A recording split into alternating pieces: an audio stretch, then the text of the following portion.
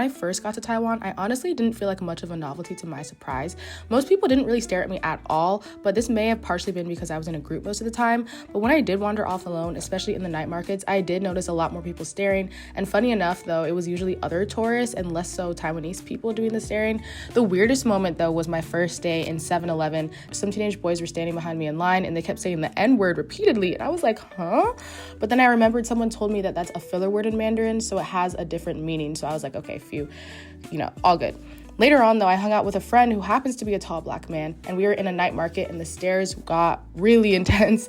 I think people were looking at him like he was some sort of celebrity.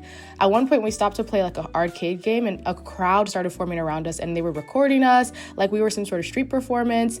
But yeah, I think people just look at like any tall Black man and maybe just see some sort of like NBA player, because a lot of the international media that they receive is either K-pop or NBA footage from America. And, there was also like a LeBron James flat poster, huge poster in the night market. The only other thing that happened really was outside of Taipei, in the south of Taiwan, outside of Kaohsiung, there was this old lady who tugged on my braid while I was looking for postcards, and I turned around and I was like, huh?